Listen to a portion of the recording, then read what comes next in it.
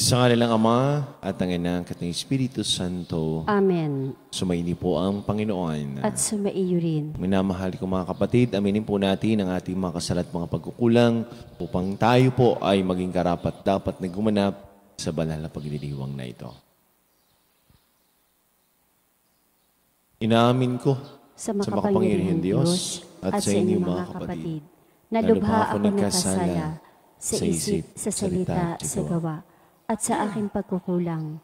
Kaya isinasamo ko sa mahal na Birheng Maria, sa lahat ng mga anghel at mga banal, at sa inyong mga kapatid, na ako'y ipanalangin sa Panginoong ating Diyos. Gawan po tayo ng makapangyarihan Diyos, patawarin po tayo sa ating makasalanan, patubayan po tayo sa buhay na walang hanggan. Amen. Panginoon, kaawaan mo kami. Panginoon, kaawaan mo kami. Kristo, kaawaan mo kami. Kristo, kaawaan mo kami. Panginoon, kaawaan mo kami. Panginoon, kaawaan mo kami. Manalangin po tayo. Ama naming makapangyarihan, ang iyong dakilang pagkaamaway ay nangingibabaw sa aming ginagawang kabutihan at tinadaing na mga kahilingan. Ang kagandahan loob mo sa amin ay gawin mong mag-umapaw upang ang kasalanang ipinangangambang ihingi ng kapatawaran ng budi namin takot na ikaw ay lapitan. Ay iyong patawarin ng lubusan at ang pinag-aalangan naming hilingin sa pagdarasal ay iyong pagbigyang aming makamtan sa pamamagitan ni Jesucristo kasama ng Espiritu Santo magpasawalang hanggan. Amen.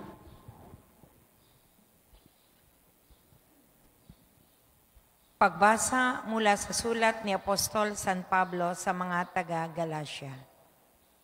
Nahihibang na ba kayong mga taga-Galacia? Sino ang nakagayuma sa inyo? Maliwanag na ipinahayag sa inyo ang pagkamatay ni Jesucristo sa krus. Ito lamang ang ibig kong malaman sa inyo. Tinanggap ba ninyo ang Espiritu dahil sa pagsunod sa kautusan o dahil sa inyong pakikinig at paniniwala sa mabuting balita tungkol kay Kristo? Napakahangal ninyo.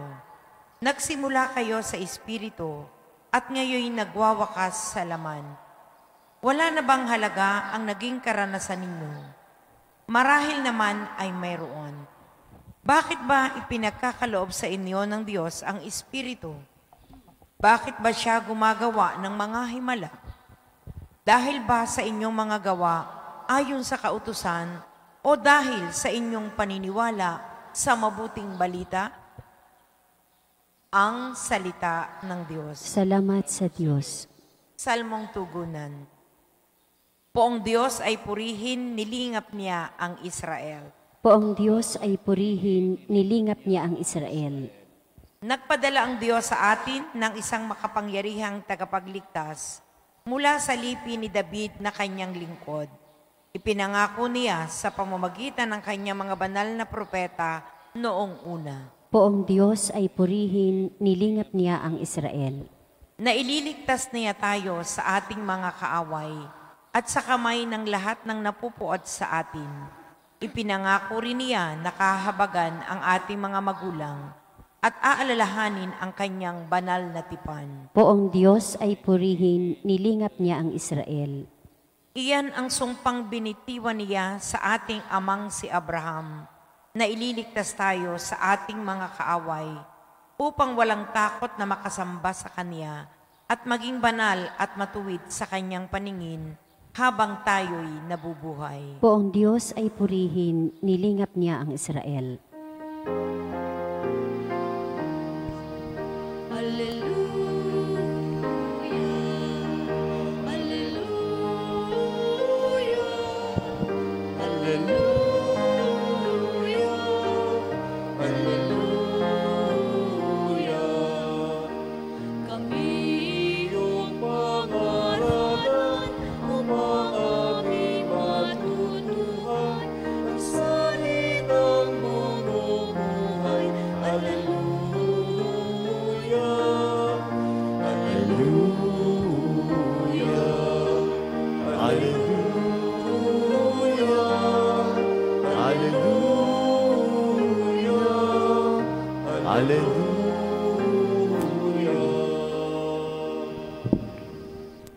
Sumaini po ang Panginoon. At sumaiyo rin. Ang mabuting balita ng Panginoon ayon kay San Lucas. Papuri sa iyo, Panginoon.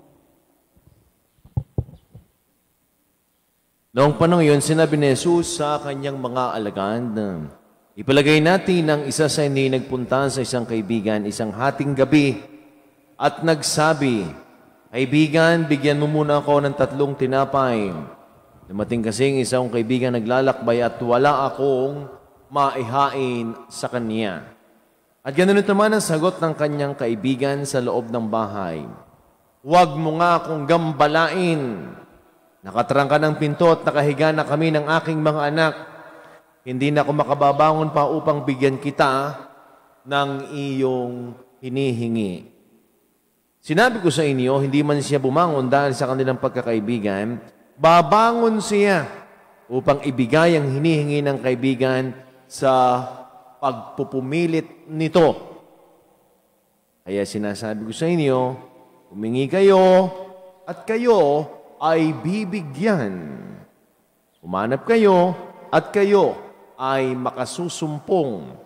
Kumato kayo at ang pinto ay bubuksan para sa inyo.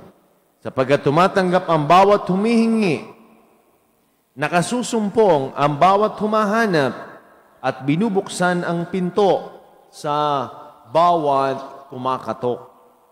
Kayong mga ama, bibigyan ba ninyo ng ahas ang inyong anak kung humihingi ng isda? Bibigyan ba ninyo siya ng alakdan kung siya'y humihingi ng itlog? Kung kayong masasama ay marunong magbigay ng mabuting bagay sa inyong mga anak, gaano pa kaya ang inyong amang nasa langit? Bibigay niya ang Espiritu Santo sa mga humihingi sa Kanya. Minamahal ko mga kapatid, ang mabuting balita ng ating Panginoon. Pinupuri ka namin, Panginoong Heso Kristo. Magandang umaga po sa ating lahat. Sa mga may birthday po ngayong araw na ito, happy birthday. Ay pagbati po kay Dr. Cora Flores, happy birthday po. Sa mga nagdiriwang po ng kanilang wedding anniversary ngayong araw na ito, congratulations po. Sa ating unang pagbasa, sa sulat ng Apostol San Pablo sa mga taga-Galacia, ang kanyahong mga salita ay ito, nahihibang na ba kayo, mga taga-Galacia? Napakahangal ninyo. Yung masakit ho ito sa pandinig. Yung sabihin kang hangal, yung sabihin kang nahihibang ka na ata. Kung iisipin natin, ay si San Pablo ay hindi lamang galit na galit. May mga tao ho na kinatutuwaan natin sapagkat siya hindi nagagalit. Pangit din naman ho pala ang hindi nagagalit. Yun hong walang kare-reaksyon. Yung hindi man lang ang magno, ay kahit nga ho si Jesus, ay nagalit din. Sa isang account ho sa Biblia, noong ang templo ay ginawa hong palengke, marami nagtitinda sa labas. Pero yun naman pagkagalit ni Jesus at ni Apostol San Pablo, ito ho naman yung tinatawag na holy anger. Huwag hong tatanggalin yung salitang holy. Ay, sino naman hong hindi magagalit?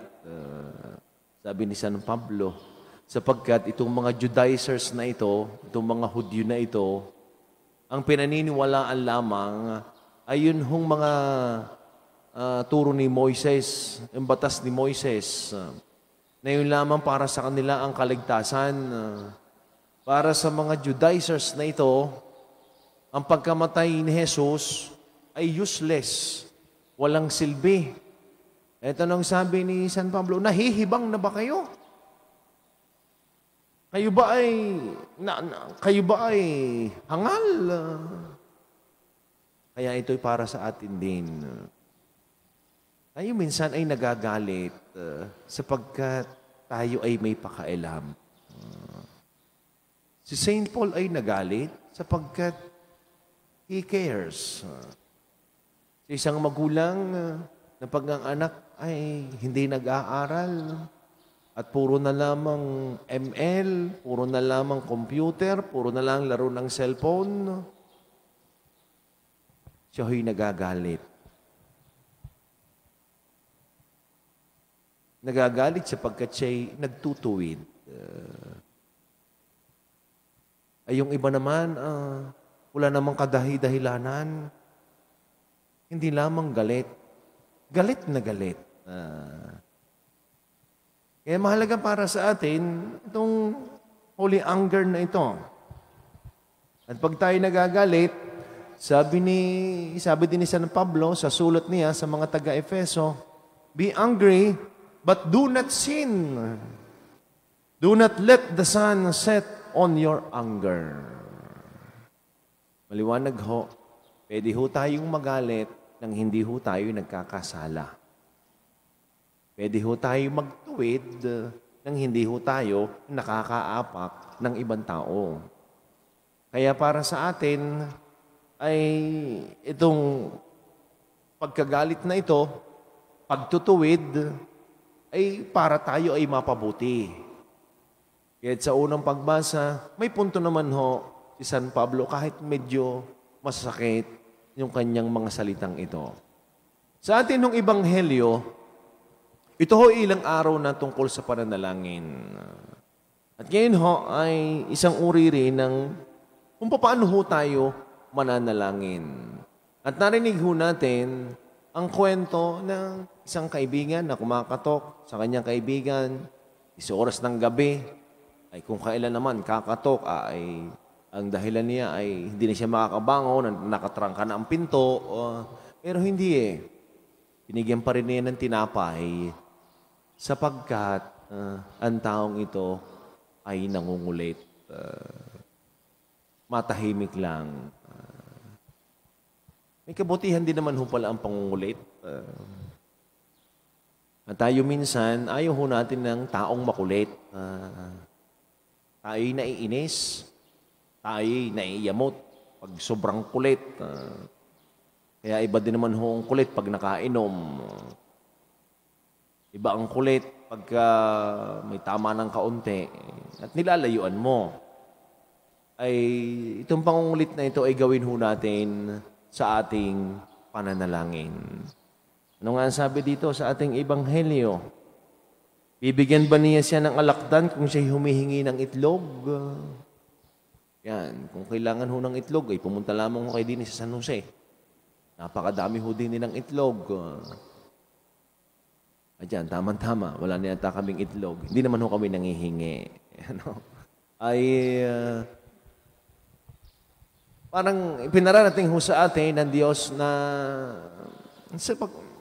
sa pagpumilit natin, hindi naman ang Diyos nakukulitan sa atin. Kung hindi, ang mensahe ng ating Ebanghelyo ito, pray constantly and unceasingly. Kailan ba tayo titigil sa pananalangin? At kailan ba pwedeng hindi na manalangin? Hindi ho tayo dapat natigil sa ating pananalangin.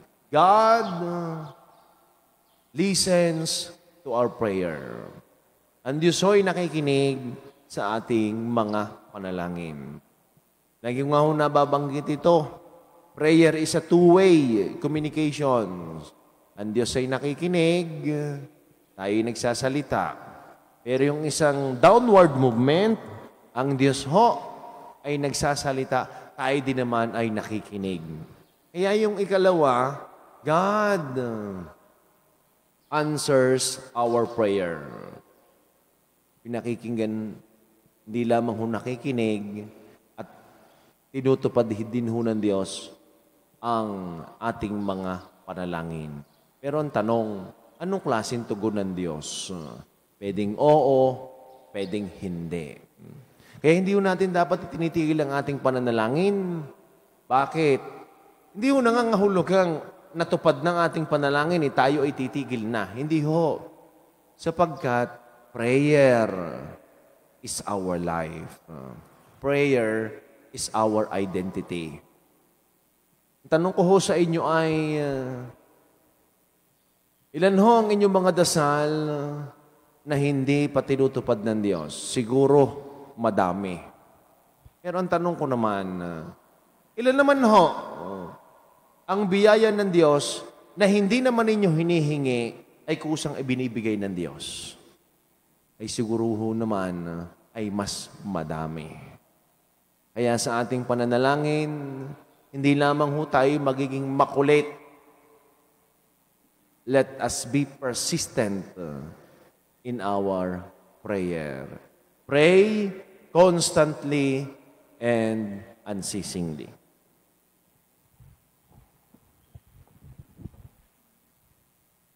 Nangako si Kristo sa atin, humingi kayo at bibigyan. Lumapit tayo sa ating Amang nasa langit na may kapanatagan at pananalig.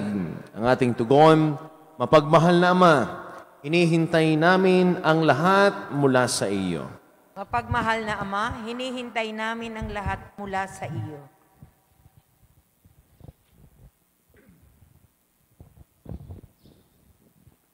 Bilang simbahan, naway italaga natin ang ating mga sarili sa tunay at malalim na buhay pananalangin.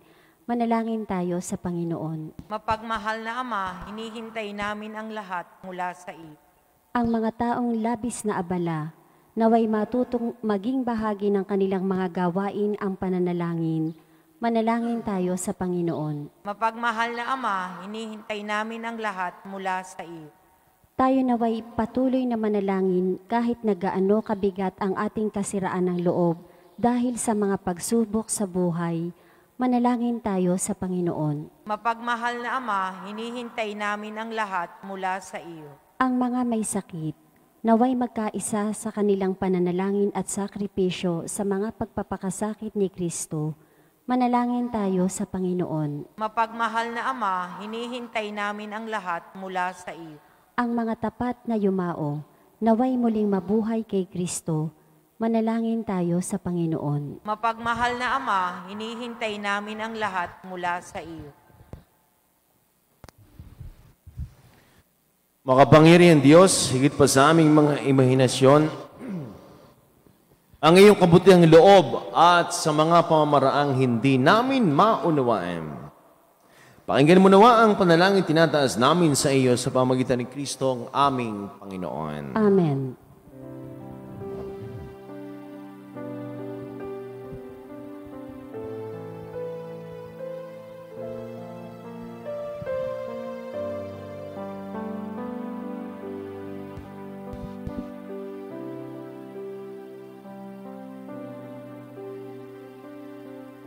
Kapuri-puri ka, Diyos, sa liputan mula sa lupa at panamaluan. Kapuri-puri ang buong may kapal ngayon at kailanman.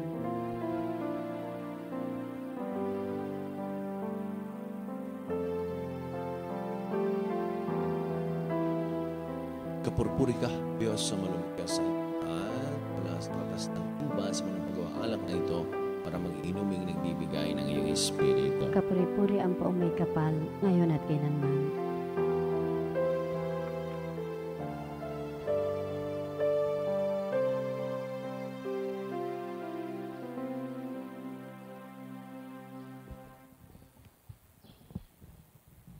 Manalangin po kayo mga kapatid upang ating paghahain ay galugdan ng Diyos amang makapangyarihan. Tanggapin nawa ng Panginoon itong paghahain sa iyong mga kamay, sa kapurihan niya at karangalan, sa ating kapakinabangan at sa buong sambayanan niyang banal. Ama naming lumikha, tanggapin mo ang aming mga panalangin na sumasaliw sa aming paghahain upang sa ginaganap naming pagdiriwang kami ay makatawid sa kaluwalhatian sa pamagitan ni Jesucristo kasama ng Espiritu Santo magpasa walang hanggan. Amen. Sumaini po ang Panginoon. At sumaiyo rin. Itaas sa Diyos ang inyong mga puso at diwa. Itinaas na namin sa Panginoon. Salamatan natin ang ating Panginoon Diyos. Marapat na siya ay pasalamatan. Ama naming makapangyarihan, tunay ngang marapat na ikaw aming pasalamatan. Pinagbibigyan mong ito'y aming maihayag, kahit na ito'y walang anumang may daragdag. Sa kadakilang sa iyo ay likas, sa pagpupuri namin ay ang nakikinabang, ay kami ring iyong pinakikiharapan. Sa pamagitan ng anak na minamahal kaya, kaysa ng mga anghel, na nagsisiawit ng papurisan na walang humpay sa kalangitan, kami nagbubunyi sa iyong kadakilaan. Santo, Santo, Santo Panginoong Diyos ng mga hukbo, napupuno ang langit at lupa ng kadakilaan mo. O sana sa kaitaasan, pinagpala ang naparirito sa ngalan ng Panginoon. O sana sa kaitaasan.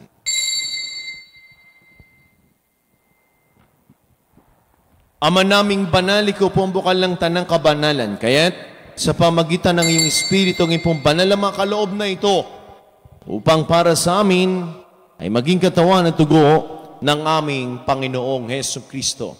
Bago niya, pinagtiisang kusang loob na maging handog, ginawa kanyang tinapay, pinasalamatan kaniya, pinagati-hati niya, iniabot sa kanyang mga alagad at sinabi, tanggapin ninyong lahat ito at kanin itong aking katawan na ihahandog para sa inyo.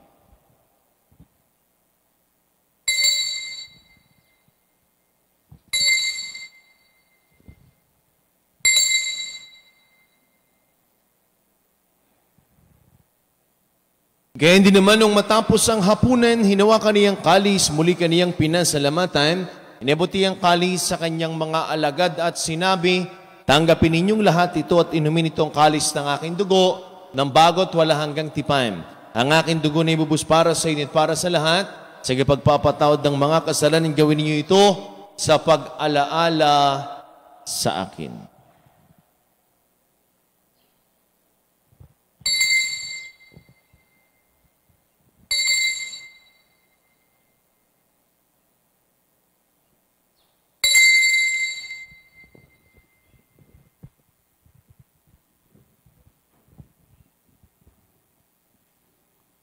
Ang misteryo ng ating pananampalataya. Si Kristo'y namatay, si Kristo'y nabuhay, si Kristo'y babalik sa wakas ng panahon.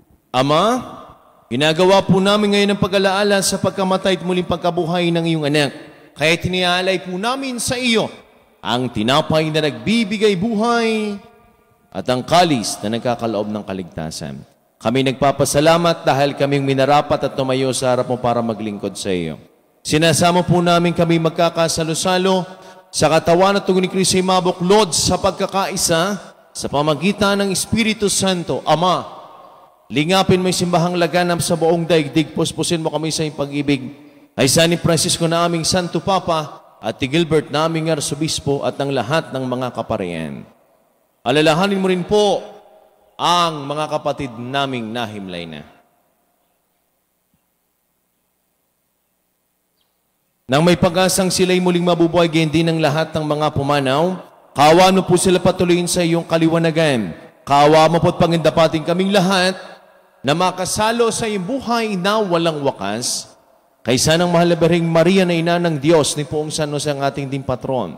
Kaysa ng lahat ng mga apostol, San Jose, Maria at lahat ng mga banal, na namuhay disdaigdig ng kalugod-lugod sa iyo. May pagdiwang naman po namin ang pagpupuri si kararangal mo sa pamagitan ng anak na aming Panginoong Hesus Kristo.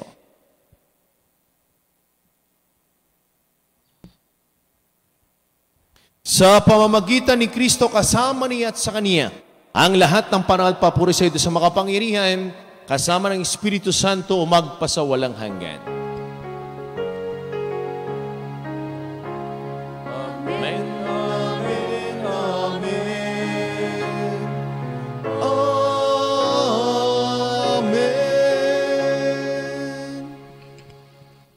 Sama-sama po nating awitin na may kababaan ng loob at lakas ng loob ang panalangin tinuro sa atin ng ating Panginoong Hesus Kristo.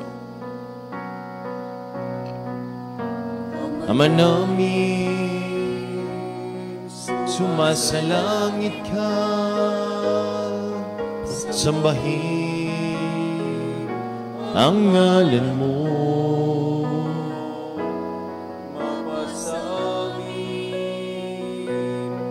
ang kaharian mo. Sundin ang loob mo dito sa lupa para ng sa langit. Bigyan mo kami ngayon ang aming kakanin sa araw-araw. At matawan mo kami Sa aming mga sala para ng pagpapatawad namin sa nagkasala sa amin, at huwag mo kaming ipahintulot sa tukso at ialya mo kami sa lahat ng masama. Hinihiling po namin kami adya sa lahat ng masama, pagkalooban ng kapayapaan, araw-araw iligtas sa kasalanan at ilayo sa lahat ng kapahamakan. Samantalang aming pinananabikan ang dakilang araw ng pagpapahayag ng tagapagligtas naming si Hesu Kristo. Sapagkat iyo ang kaharian at ang kapangyarihan at ang kapurihan magpakailanman. Amen. Panginoong Jesucristo, sinabi mo sa iyong mga apostol, kapayapaan ang iniiwan ko sa inyo. Ang aking kapayapaan ang ibinibigay ko sa inyo, tungayin mo ang aming pananampalataya at ang aming mga pagkakasala. Pagkaloob po kami ng kapayapaan at pagkakaisa, ayon sa iyong kalooban, kasama ng Espiritu Santo magpasa walang hanggan. Amen. Ang kapayapaan po ng Panginoon ay lagi nang sumainyo. At sumaiyo rin. Ang minamahal ko mga kapatid, magbigayin po kayo ng kapayapaan sa bawat isa. Peace be with you po. Kordero ng Diyos na nag-aalis ng mga kasalanan ng sanlibutan, maawa ka sa amin. Kordero ng Diyos na nag-aalis ng mga kasalanan ng sanlibutan, maawa ka sa amin. Kordero ng Diyos na nag-aalis ng mga kasalanan ng sanlibutan, ipagkaloob mo sa amin ang kapayapaan.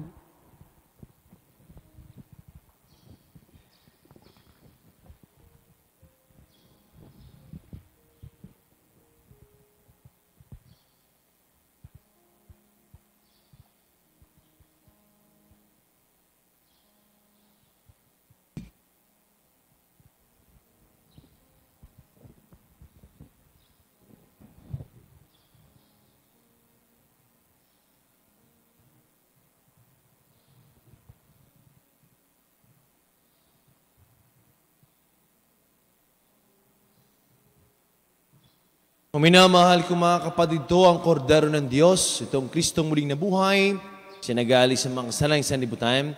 Mapalad po tayong lahat ng mga inanen sa kaniyang banal na piging. Panginoon, hindi ako karapat-dapat na magpatuloy sa iyo, ngunit sa isang salita mo lamang ay gagaling na ako. Ang katawan ni Kristo. Amen.